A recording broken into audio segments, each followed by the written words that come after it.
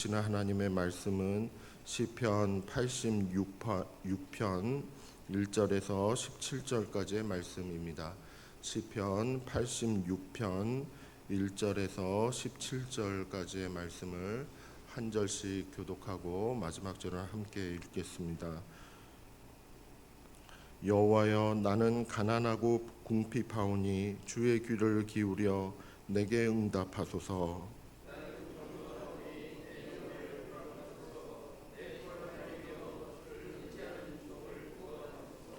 주여, 내게 은혜를 베푸소서. 내가 종일 주께 부르짖나이다.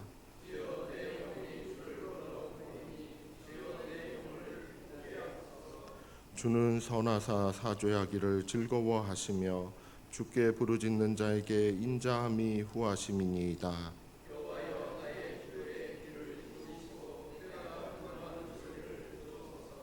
나의 환난 날에 내가 주께 부르짖으리니 주께서 내게 응답하시리이다.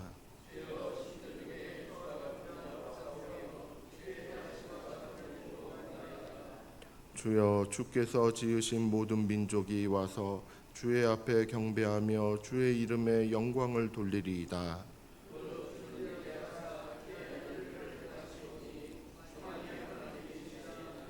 여호와여, 주의 도를 내게 가르치소서. 내가 주의 진리에 행하오리니 일심으로 주의 이름을 경외하게 하소서.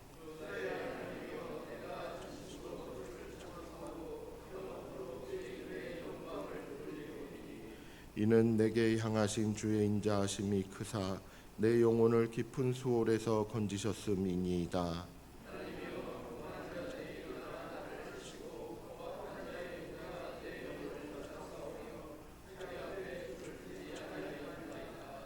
그러나 주여, 주는 긍휼히 여기시며 은혜를 베푸시며 노하기를 더디하시며 인자와 진실이 풍성하신 하나님이시오니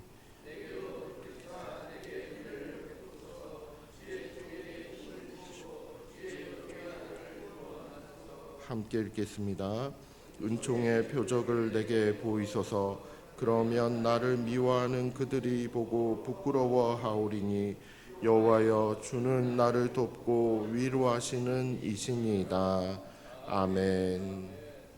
하나님께서 오늘 하루도 우리와 동행하시며 예비해 주신 은혜와 복으로 채워 주실 줄이라 믿습니다. 오늘 하루 하나님 앞에 영광을 돌리는 귀한 날이 되기를 예수님의 이름으로 축복합니다. 본문의 말씀은 다윗이 쓴 시로 알려져 있습니다. 다윗은 시편에서 가장 많은 시를 쓴 사람이죠.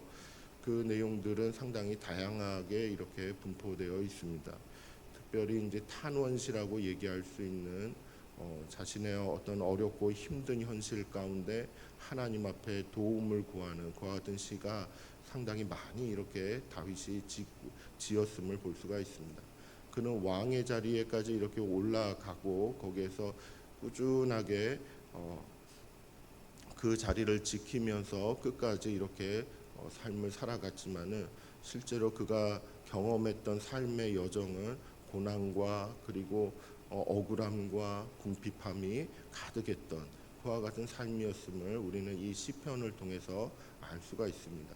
우리는 다윗에 대해서 이야기를 들을 때에 상당히 참 잘됐다, 참 성공적인 삶을 살았다, 이렇게 긍정적인 면들을 많이 보게 되는데 그 다윗의 그런 심정이나 그와 같은 마음을 느낄 수 있는 그러한 시편들을 쭉 보면은 너무나도 고단한 인생을 살았구나, 너무나도 스트레스가 많은 삶을 살았구나, 생명의 위협을 늘 이렇게 안고 살아가는 그와 같은 인생길을 걸어갔구나 하는 것을 느낄 수가 있게 됩니다. 그렇게 왕으로서의 자리 그리고 원수들의 그런 핍박과 공격을 감내해야 되는 그와 같은 자리, 그 자리를 무엇으로 견뎌낼 수 있었는가? 어떻게 그 자리를 견뎌낼 수 있었는가? 하나님이 정하신 연수를 그렇게 살아가는 데 있어서 수많은 공격을 받고 수많은 위협들 가운데 많은 스트레스를 안고 어떻게 보면은 오늘날 같으면은 큰 병이라도 걸릴 수 있는 그와 같은 상황이 이어지고 또 이어졌는데 그러한 삶 가운데서 그는 어떻게 견뎌낼 수 있었을까? 이것을 생각하게 되는 것이죠.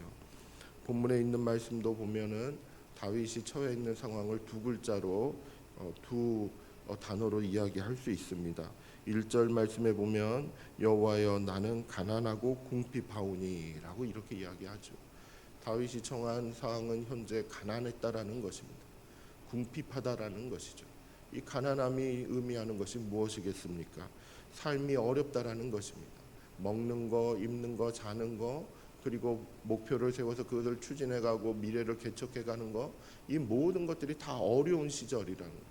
그와 같은 길을 걸어가서 너무나도 힘들고 어렵기 때문에 힘이 없는 상태에서 그저 주저앉아 있을 수밖에 없는 그와 같은 가난함의 시절을 지금 지내고 있다라는 것이죠. 몸의 가난함 그리고 마음의 가난함을 영적으로도 가난함을 늘 이렇게 안고 지내왔던 그와 같은 길을 걷고 있었다는 것입니다. 한편으로는 또 궁핍하오니라고도 이야기합니다. 궁핍함이 무엇을 말하겠습니까? 없다라는 것이죠. 인생을 살아가는데 필요한 것들이 우리가 기본적으로는 의식주를 얘기하지 않겠습니까? 그와 같은 내용들을 또 없다라는 것입니다. 무엇인가가 부족함을 늘 안고 살아간다라는 거예요.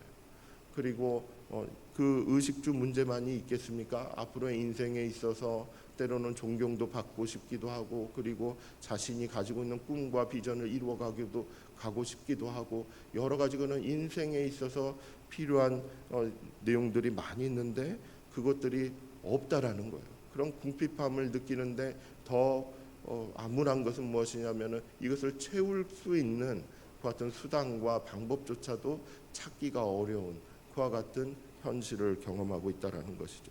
그래서 이 궁핍함의 단어를 이렇게 묵상을 하다 보면은 소망마저도 없다 이런 느낌이 드는 그와 같은 부분이죠. 없는 건 없는 것인데 이것을 채울 수 있는 길 또한도 찾기가 힘든 그와 같은 현실을 이야기하는 것입니다. 그런데 이렇게 자신의 삶의 그런 여건들이 너무나도 암울하고 힘든 그 여건이기도 하지만은 14절 말씀에 보면은 주변에 교만한 자들이 많다는 것입니다. 그리고 포악한 자들이 많다라는 것입니다. 그래서 14절 말씀을 보면은 하나님이여 교만한 자들이 일어나 나를 치고 포악한 자의 무리가 내 영혼을 찾아 싸우며 이렇게 이야기하고 있습니다. 교만한 자들은 또 누구를 말합니까? 바로 하나님을 앞에 두지 않는 자기 뜻과 자기 의지대로 사람들을 판단하고 공격하는 그와 같은 사람들을 교만한 자들이라고 얘기합니다. 포악한 자들은 누구를 얘기하겠습니까? 포악한 자들은 그런 교만한 마음을 품고 행위를 보이고 행동을 할 때 상대방을 해하고 상대방에 상처를 주고 공격하는 아주 어떤 정도에서 벗어난 그와 같은 행실을 보이는 사람들을 얘기하는 것이죠. 이와 같은 사람들이 이 다윗의 주변에 있었다라는 것입니다. 가진 것도 없습니다. 소망마저도 없습니다. 심리적으로도 매우 위축돼 있고 힘들고 고난의 상태에 놓여 있습니다. 그런데 주변에 있는 사람들도 보면은 하나님을 그래도 믿고 따르는 사람이 있다라고 하면 그래도 말이라도 좀 나누면서 위로도 구하기도 하고 같이 하나님께 기도도 하고 그렇게 좀 같이 걸어갈 만한 사람들이 있을 텐데 근데 주변에 교만한 사람들이 너무 많다는 거예요. 하나님을 생각하고 하나님을 바라는 것과 같은 자신의 마음도 있지만 그 마음을 함께 나누고 같이 힘이 되고 위로받고 그 안에서 같이 이렇게 길을 좀 걸어가 보고자 하는 그런 동료마저도 눈에 보이지 않는다라는 것이죠. 그리고 자기를 또 공격적으로 나오고 자기의 마음을 상처를 주고 힘들게 하는 그와 같은 사람들도 주변에 이렇게 많이 있다라는 것입니다. 다윗이 처해 있는 상황을 보면 그 몸이 느끼는 것, 마음이 느끼는 것 매우 열악한 것을 알 수가 있습니다. 주변의 환경 또한도 어떻게 보면 소망을 둘 만한 곳이 없음을 알 수 있는 것이죠. 이럴 때 다윗은 누구를 생각하는가, 무엇을 생각하고 그리고 이 상황을 견디고 이겨내기 위해서 어디로부터 이렇게 살 길을 찾아가고 있는가. 이 다윗이 선택한 것은 그리고 다윗이 이렇게 추구했던 것은 하나님을 생각하는 것이었습니다. 하나님을 묵상하는 것이었습니다. 다른 것을 묵상할 수가 없다라는 거예요. 소망을 둘 데가 아무것도 없기 때문에 그저 하나님만 생각하고 있었던 거예요. 하나님을 묵상하고 있었다라는 것입니다. 5절 말씀에 보면은 주는 선하사라고 이야기합니다. 하나님을 묵상했을 때 하나님의 그런 선하신 손길, 선하신 목적, 선하신 인생, 그것을 이끌어 가시는 선하신 손길들, 이런 것들을 묵상하게 됐다는 것이죠. 그래서 주는 선하사 사죄하기를 즐거워하시며 주께 부르짖는 자에게 인자함이 후하시니다. 하나님은 선하신 분이시다. 인자하신 하나님이시다. 결코 나를 이대로 두지는 않으실 것이다. 나는 그와 같은 묵상을 했다라는 것이죠. 8절과 10절 말씀에 보면은 주여 신들 중에 주와 같은 자 없사오며 주의 행하심과 같은 일도 없나이다. 이렇게 이야기하고 있습니다. 그러니까 하나님을 묵상하다 보면은 주변의 이방신들, 우상들, 각자가 추구하는 그런 어떤 능력들, 힘들, 권세들, 이런 것들이 많이 있지만은 그거와는 비교할 수도 없이 하나님은 어떠한 분이신가? 비교할 수도 없이 바로 주의 행하심과 같은 일도 없나이다. 아주 거룩하신, 그리고 차원이 다른 하나님의 그런 행동들을 묵상했다라는 것입니다. 10절에 보면은 무릇 주는 위대하사 기이한 일들을 행하시오니라고 이렇게 하나님의 행하신 일들을 생각을 해본다라는 것입니다. 나에게 행하셨던 일, 이웃에게 행하셨던 일, 역사 가운데서 이렇게 행하셨던 것들을 쭉 이렇게 생각을 하는 것입니다. 묵상을 하는 것입니다. 그래서 하나님이 어떠한 분이신지를 다시 한번 마음속에 새기는 것입니다.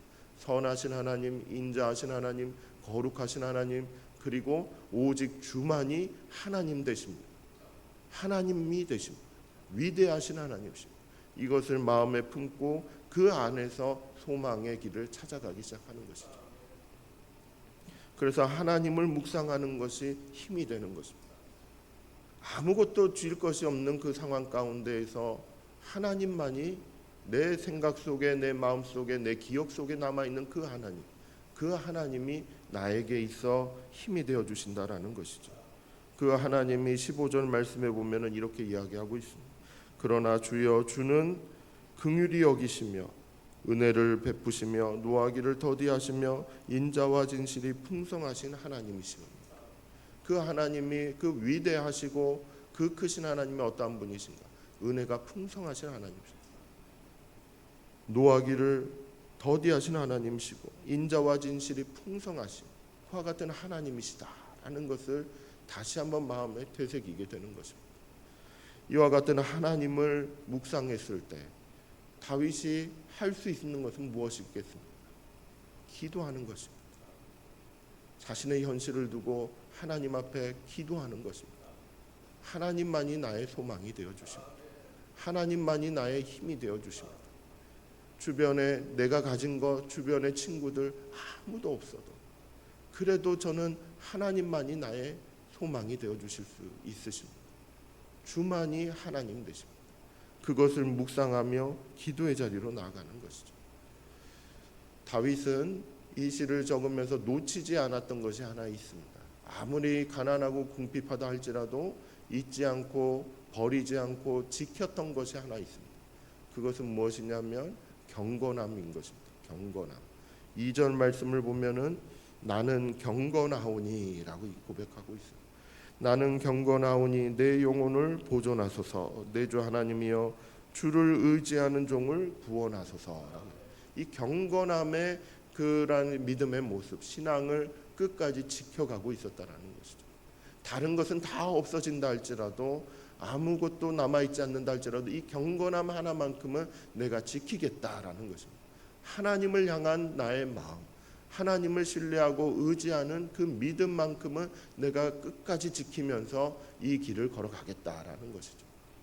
이 경건함에 대한 어떠한 의지와 그리고 헌신과 노력들, 이것만큼은 다윗이 끝까지 지키려고 노력했던 그와 같은 부분이라는 것이죠. 물론 연약한 부분이 있습니다.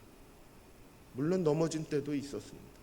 하지만은 그 모든 시간들 가운데에서 그래도 하나님을 묵상하며 하나님을 의지하며 오직 하나님이 내 인생이 최우선이시다. 오직 하나님의 법도 하나님의 말씀을 끝까지 지키면서 살겠다. 라는 그 심정, 그 자세, 그 태도는 버리지 않고 끝까지 지키려고 했던 같은 모습을 우리는 기억할 수 있는 것이죠. 그래서 그 경건함을 지켜가며 하나님을 묵상하며 그 어려움의 시절들을 기도하며 한 걸음씩 걸어갑니다. 그래서 무엇을 기도했는가 하면은 16절과 그리고 17절 말씀에 보면 하나님을 향해서 구체적으로 이렇게 이제 기도를 하는 것이죠. 우리 16절과 17절 말씀을 우리 한번 같이 읽어보겠습니다. 시작. 내게로 돌이키사 내게 은혜를 베푸소서. 주의 종에게 힘을 주시고 주의 여종의 아들을 구원하소서. 은총의 표적을 내게 보이소서. 그러면 나를 미워하는 그들이 보고 부끄러워하오리니 여호와여 주는 나를 돕고 위로하시는 이시니이다. 아멘. 이렇게 구원을 구하고 위로를 구하고 하나님의 은총을 구하는 그 마음이 이 다윗의 마음을 우리가 한번 기억할 수 있기를 바랍니다. 하나님을 묵상하는 그 마음, 경건함을 지키고자 하는 그 삶의 노력들, 이것을 우리가 함께 생각을 하며 우리의 궁핍함과 가난의 시절을 지날 때에 오직 하나님만을 믿고 의지하고 기도하는 저와 여러분이 되기를 바랍니다. 오늘 하루도 하나님 주시는 위로와 구원의 손길 가운데 새 힘을 얻는 저와 여러분이 되기를 예수님의 이름으로 축복합니다.